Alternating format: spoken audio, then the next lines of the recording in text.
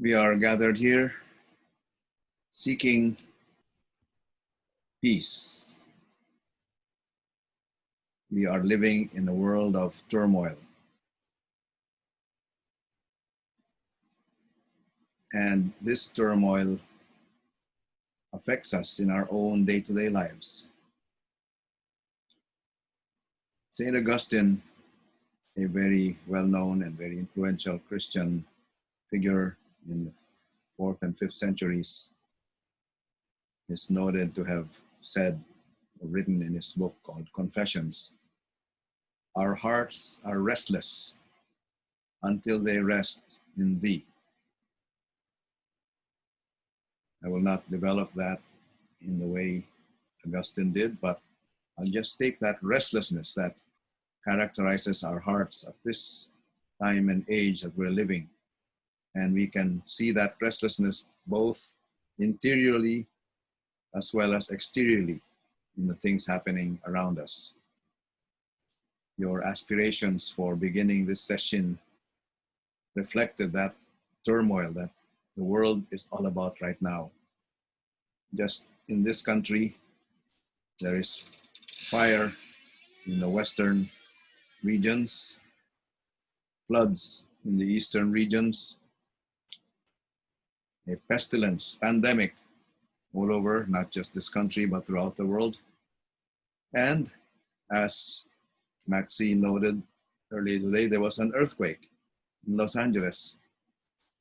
If you look at these are what are indicated in the New Testament as the 4 horsemen of the apocalypse. So indeed, if we look at these signs of the times, we are living in an apocalyptic age, an age that is also called the end times. We are invited to take heed, take this time as a very precious time to find that place that makes you who you are and find your peace and be able to say, I'm living this life to the full and I'm ready for what is to come, and I'm ready to give myself as a gift to help in healing all of this turmoil and bring it that peace that I can find deep in my heart. So we are called to live in peace amidst this turmoil. And where can we find that peace? Can we find that which will quench this restlessness? This practice is our way of coming to a place of inner stillness that allows us to simply sit with a posture conducive to that stillness, breathe in and breathe out with awareness, and go deep into that stillness with our mind coming back to the here and now and allowing ourselves to just be still, fully rooted and grounded in the here and now. And that is what we are up to for today's Day of Zen. We're invited to come home to that place of peace so that we can really look at the world's turmoil and our own inner turmoil from that place of peace and discern how we can bring that peace back to the world. But first, we must find that peace within ourselves that is waiting for us to be discovered. So we're here. How may we be able to find that peace? Those of you who have been sitting for some time now, taking on this practice, may already have a clue that it is not a kind of peace that shields us from the rest of the world, but it is precisely an inner peace that brings us home and enables us to open our home in hospitality and allow the whole world of sentient beings to enter as part of our home and realize that all beings are our kin. For today, I would like to take a phrase from our miscellaneous koans, the set of koans that are given to those who have been confirmed in a small glimpse of that place of peace, to continue to deepen that grounding in that place of peace and to really see the breadth and depth and height of where that is leading us so that we can really be more effective in offering that back to the world. This is from the Diamond Sutra, one of the lines in the several lines that we take up from the Diamond Sutra. And it goes, dwelling nowhere, mind comes forth. Dwelling nowhere, mind comes forth. Dwelling nowhere.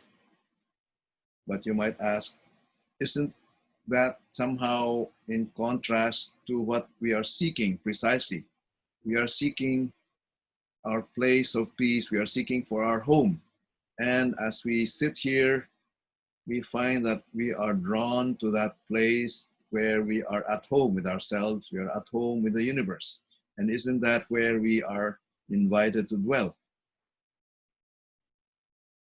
That word dwell has its nuance that I'd like to invite you to taste. Yes, we do dwell in that place of peace. But as long as there is this little self that is still glorying in that, now I'm at peace, now I'm here, now I'm home, it is still that I that dominates that sense of being at home. That I still needs to melt into that place of stillness that we are invited to always return to, and not be self-conscious in a way that I am at home and look at the world, they're still in turmoil. Our dwelling is in that place of peace, and we call that home. But that home is not something that is a fortress that shields us from the rest of the world, but it is precisely a home that we are invited to open up so that the rest of the universe may find their home there also. And so that is why this phrase, dwelling nowhere, is a pivotal phrase that we're invited to take. As we find that place of peace in our sitting and in our way of being still, there's still one more step to go. Let that go. Dwelling nowhere. What comes forth if we do that, if we let that go, if we let that sense of I'm here now, dwelling in peace and finding my stillness in the here and now. One more step. Let that go and let that sense of dwelling also be demolished. And what comes forth? What comes out of that? Mind comes forth, as this koan goes. What is this mind that we are talking about? There are many ways of looking at that mind, and again, I would not need to go into a commentary on that term, but to simply note that that word mind, which also is the same word that is used in East Asian languages for heart, the heart of our being, that which makes us who we are, that core of our existence. So in Japanese, it's kokoro, or in Chinese, it's shin, that core of our being, which is called our mind in some English translations, which is also called our heart. It is that heart that we are invited to go into and dwell in, and realize that that dwelling is not a place that is opposed to other places. It's not a time that is opposed to other times. But as we melt into that, we realize there is nowhere, there is no such heart or mind to be found as an object that I can say, now this is my mind, I've gotten it. But it is precisely in melting and disappearing that that mind comes forth. How does it come forth? My own teacher, Yamada Roshi's life was transformed by a passage from Zen Master Dogen of the 13th century that has as its pivotal point this term mind. As we all know from having read his account of his awakening experience, Yamada Kon Roshi was riding a train from Tokyo to Kamakura, his home, with his wife beside him. And he happened to be paging through a book that contained some passages from Zen Master Dogen. And his eyes jumped, or rather, a passage jumped up to him, and his eyes were riveted to that passage. Mind is no other than mountains and rivers, the great wide earth, the sun, the moon, the stars.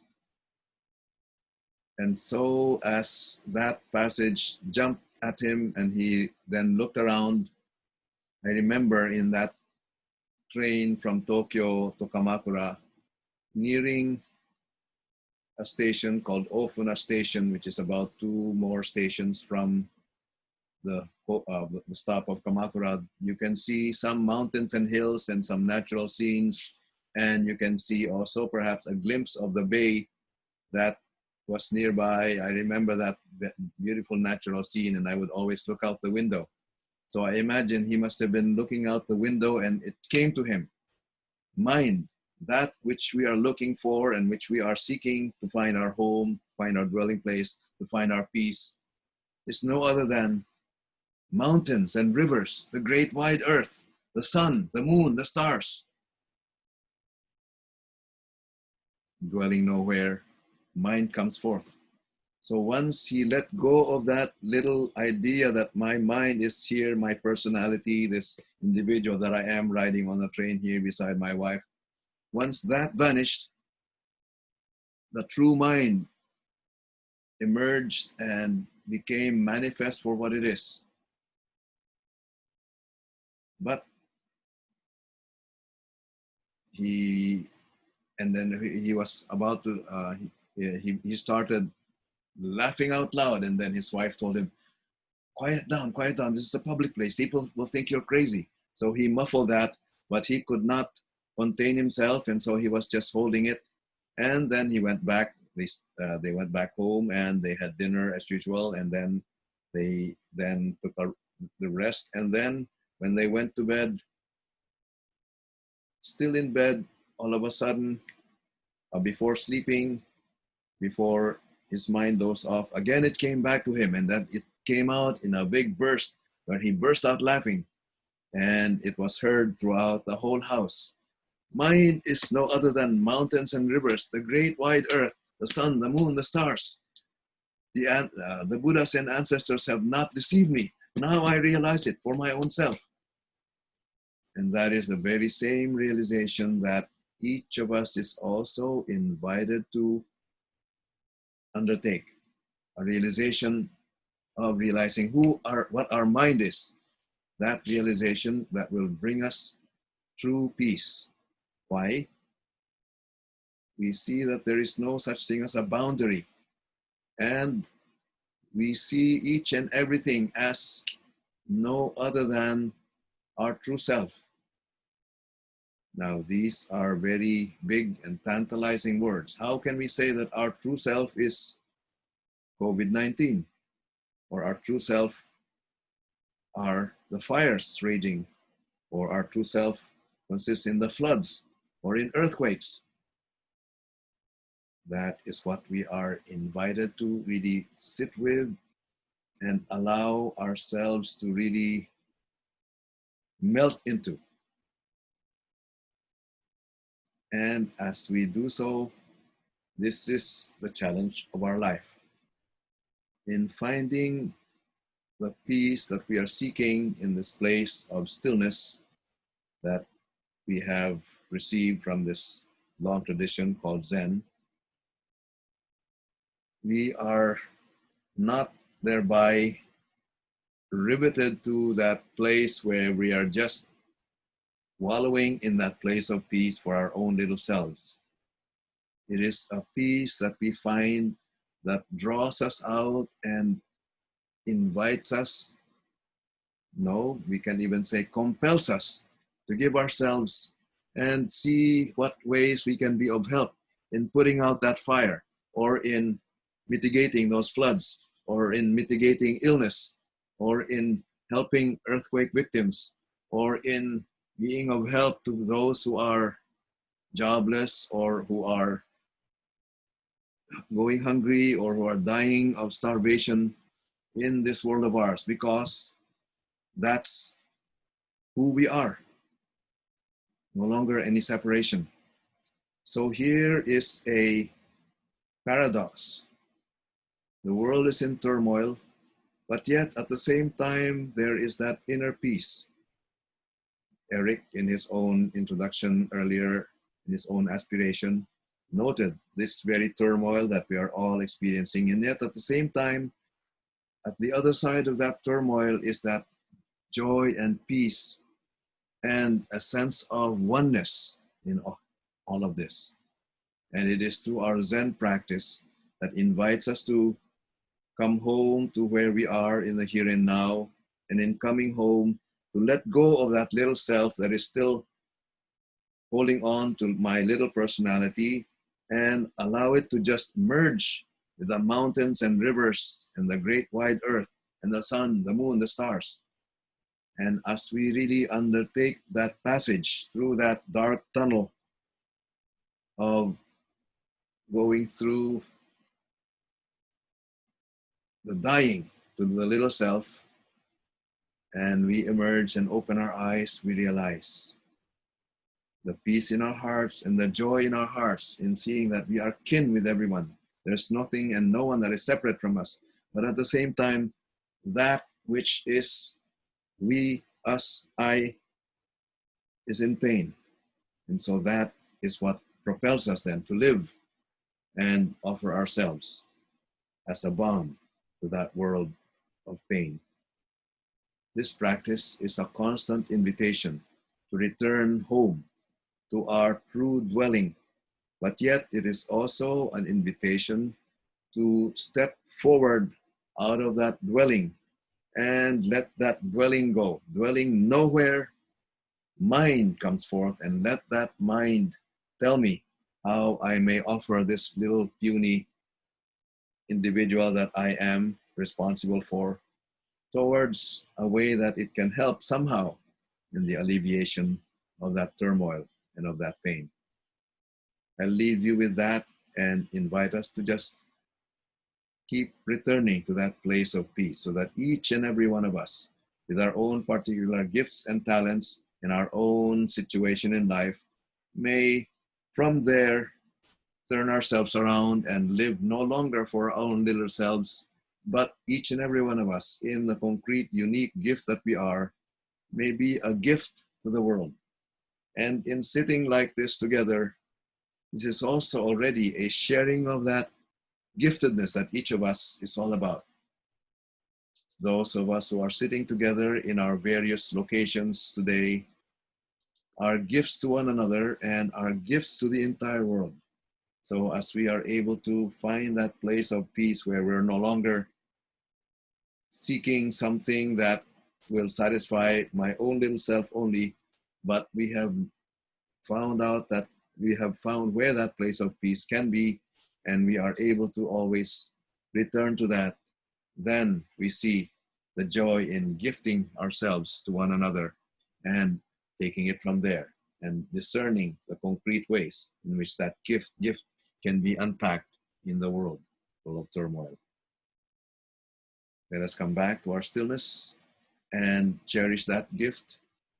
Stay in that place of peace and allow it to open our eyes for the next step that we are invited to take in this life of adventure and of gift giving to one another.